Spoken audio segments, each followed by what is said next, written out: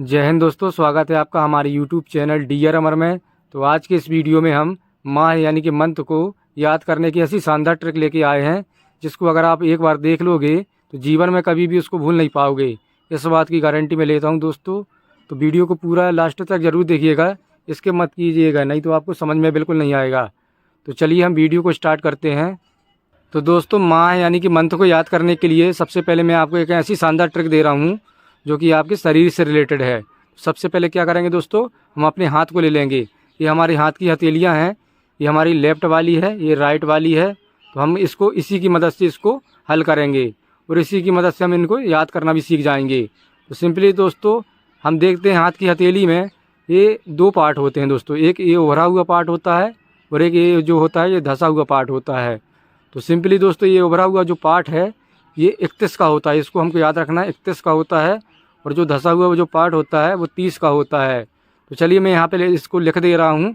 तो यहाँ पर हम लिख लेते हैं जो उभरा हुआ पार्ट होता है, उभरा होता है वो 31 का होता है, उभरा वाला।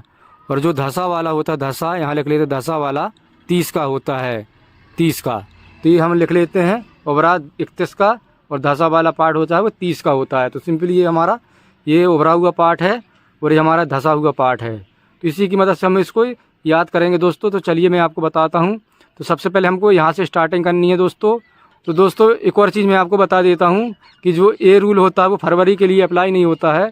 फरवरी में जनरली 28 और 29 दिन होते हैं। 28 साधारण वर्ष में होते हैं और लीप ईयर्स में कितने होते हैं दोस्तों, 29 दिन होते हैं। तो ये आपको याद रखना पड़ेगा। तो चलिए इसको हम अप्लाई करते हैं। उभरा हुआ पार्ट में 31 करेंगे हम, धंसा हुआ पार्ट में 30 करेंगे, लेकिन फरवरी वर्ष के लिए नहीं करेंगे हम। फरवरी में हमको मालूम है कि 28 और 29 दिन होते हैं। चलिए इसको हम अप्लाई करते हैं दोस्तों।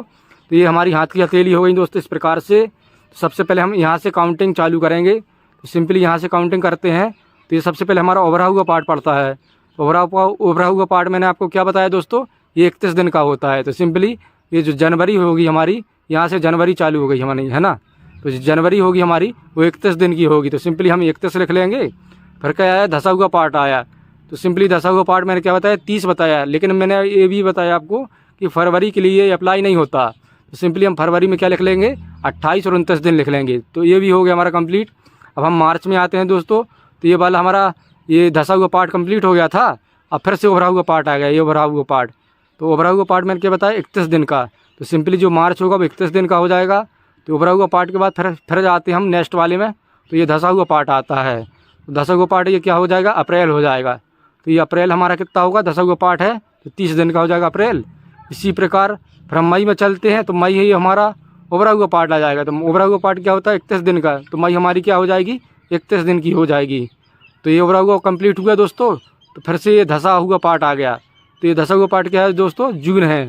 तो जून क्या हो जाएगा दोस्तों, 30 दिन का हो जाएगा। तो यहाँ पे हम 30 लिख लेंगे। इसी प्रकार से हम आगे बढ़ते हैं। तो धंसा हुआ पार्ट के बाद क्या आया दोस्तों, ये उभरा हुआ पार्ट आया। ये हमारा क्या है, जुलाई है। तो जुलाई कितने दिन की हो जाएगी, 31 दिन की हो जाएगी। तो यहाँ पर 31 लिख लेंगे हम। इसी प्रकार से अब इस वाले हाथ में आ जाते हैं हम। तो फिर से इसमें जो चालू होता है यहाँ से चालू करेंगे। तो फिर से ये उभरा हुआ पार्ट आया। तो सिंपली जो अगस्त होगा हमारा वो भी 31 दिन का होगा। उभरा हुआ पार्ट 31 दिन का होता है। तो अगस्त क्या हो जाएगा, 31 दिन का हो जाएगा। फिर क्या है दोस्तों, इसके बाद उभरा हुआ के बाद क्या है, धंसा हुआ पार्ट आया। तो धंसा हुआ पार्ट जो होता है वो 30 दिन का होता है। तो सितंबर जो हमारा हो जाएगा वो 30 दिन का हो जाएगा। तो धंसा हुआ पार्ट के बाद फिर हम चलते हैं दोस्तों।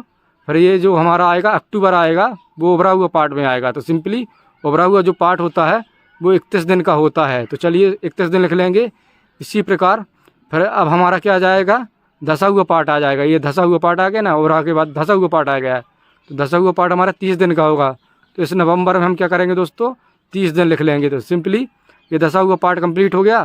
फिर उसके बाद फिर से हमारा क्या गया, ये उभरा हुआ पार्ट आ गया। तो उभरा हुआ पार्ट मैंने आपको बताया 31 दिन का होता है। तो सिंपली ये दिसंबर जो आ जाएगा, ये दिसंबर ये भी 31 दिन का आ जाएगा। तो इस प्रकार से इसको बनाना है दोस्तों। तो क्या बताया मैंने आपको दोस्तों, तो चलिए उसको मैं आपको फटाफट बता देता हूँ। तो हमारी ये हो गई जनवरी 31, फरवरी 28 29, फिर ये हो गई 31, मार्च 31, अप्रैल 30, मई 31, जून 30, जुलाई 31, अगस्त 31, सितंबर 30, अक्टूबर 31, नवंबर 30, दिसंबर 31। तो इस प्रकार से आपको इसको याद करना है इसकी मदद से। तो मैंने आपको ये बहुत ही अच्छे तरीके से बता दिया है। तो आई होप कि आपको ये अच्छे से समझ में आ गया होगा। तो यहाँ पर हम लिख लेते हैं दोस्तों, जनवरी कितने दिन की होगी, 31 दिन की होगी, तो सिंपली 31 लिख लेते हैं। फरवरी कितने दिन की होगी, 28 दिन की होगी, 28 29 की होगी तो 28 29 लिख लेंगे। मार्च कितने दिन का होगा, मार्च भी 31 दिन का होगा तो 31 लिख लेते हैं। अप्रैल कितने दिन का होगा, 30 दिन का, तो 30 दिन लिख लेते हैं। तो मई कितने दिन का होगा, तो मई भी होगा हमारा 31 दिन का होगा। तो जून कितने दिन का होगा, 30 दिन का, तो 30 लिख लेते हैं इस प्रकार से। इसी प्रकार से जुलाई कितने दिन का होगा, 31 दिन का होगा तो 31 दिन लिख लेते हैं। अगस्त कितने दिन का होगा, तो 31 दिन का होता है, 31 दिन का लिख लेंगे यहाँ पे। सितंबर कितने दिन का होता है दोस्तों, 30 दिन का होता है तो 30 दिन लिख लेंगे। अक्टूबर कितने दिन का होता है, तो अक्टूबर 31 दिन का होता है तो इसको भी लिख लेंगे। नवंबर कितने दिन का होता है दोस्तों, ये 30 दिन का होता है तो 30 दिन लिख लेंगे।